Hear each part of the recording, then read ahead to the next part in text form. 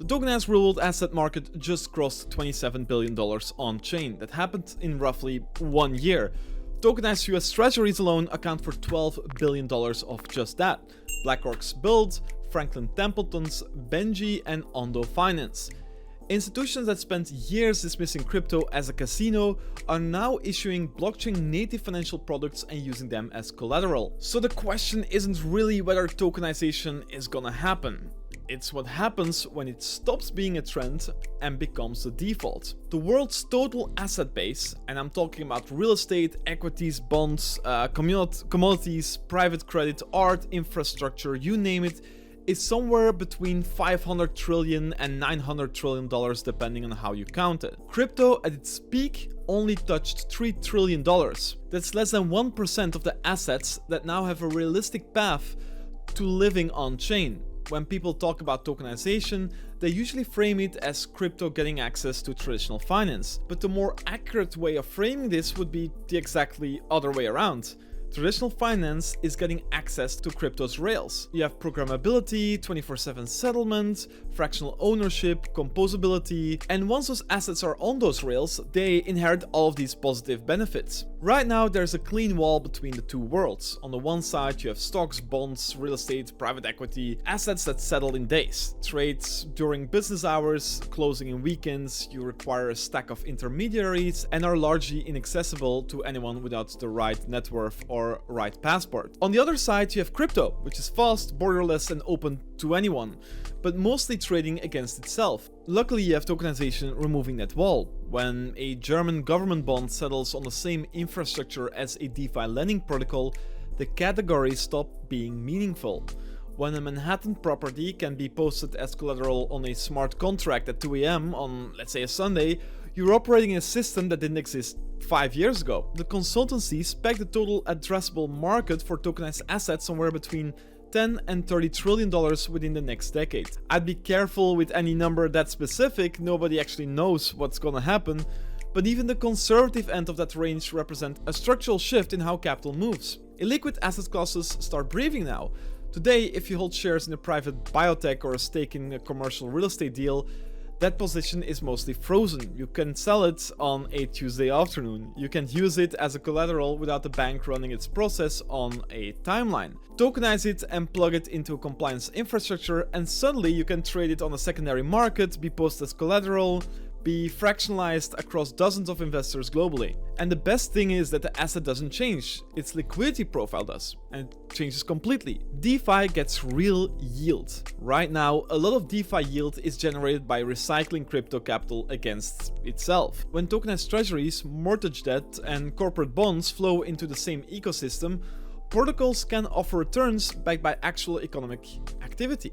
That's a more durable value proposition than what most of DeFi is built on today. The better protocols are already positioned for this. The ones that aren't will find it hard to compete for the capital that's coming. And of course, Bitcoin is also quietly, or not as quiet, but it's becoming more important and not less. In a world where everything is tokenized and on-chain, you still need something that functions as a neutral, non-sovereign collateral. It needs to be something that no issuer controls, no government that can inflate this away, and no corporate balance sheet that it's exposed to. Bitcoin's role doesn't diminish in such worlds. If anything, it just becomes more clear. The infrastructure question is where things actually gets interesting, and also where most of the mainstream conversation is too shallow.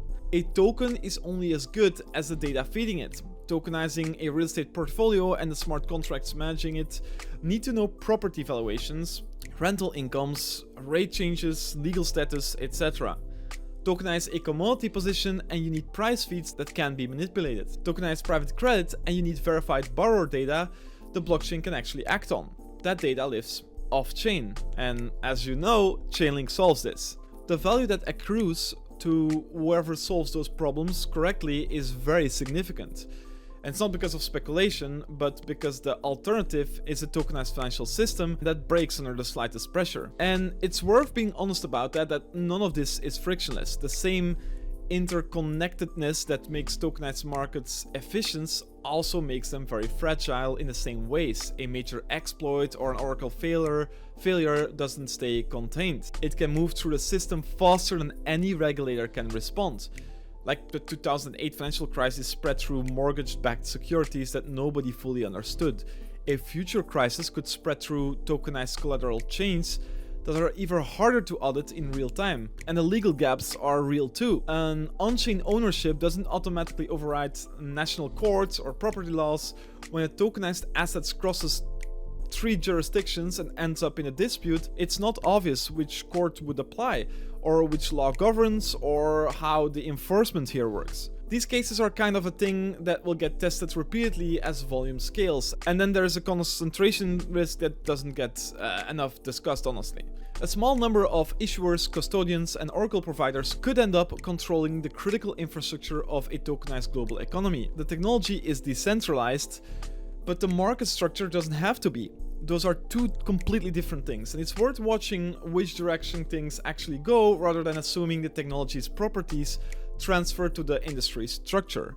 So what actually happens to crypto? The speculative, self-referential version of it loses relative importance. Not an overnight, not very dramatically, but it's something that's progressively. As real yield from real asset flows into on-chain protocols, the marginal appeal of purely synthetic instruments decreases. The meme coin cycle doesn't disappear, but becomes such a small share of such a larger market. What will grow is this infrastructure layer, the blockchains, the Oracle networks, the interoperability protocols, and of course the compliance tools. These become the plumbing of a financial system that never closes. It never needs permissions to function, and it doesn't distinguish between a retail investor in Amsterdam and an institution in Singapore. The distinction between crypto and traditional finance doesn't survive this at a conceptual level. What you get instead is a spectrum. The public permissionless chains serving retail and emerging markets on one end, regulated institutional infrastructure on the other, with interoperability standards letting value move between those two. So the category dissolves, but the infrastructure remains. The momentum is already pointing in this direction. Look at how BlackRock is positioning their crypto ETFs, or look at Singapore's Project Guardian. Don't get me wrong, there will be setbacks. Regulation will move slowly in some places and very aggressively in others, but the direction is very clear. And the questions really aren't about if tokenization is gonna happen or at what scale. They're more about who writes the dominant standards, who controls this critical infrastructure, and whether the result genuinely expands access or just rebuilds existing power structure in a more efficient code. And both outcomes are possible. Which one happens depends on decisions being made right now, and mostly by people who don't frame it in those terms. So I hope you enjoyed this video. I'm very interested to learn about what you think. So if you want to stick along, definitely subscribe, and yeah, I'll see you in the next video. Thank you. Cheers. Bye bye.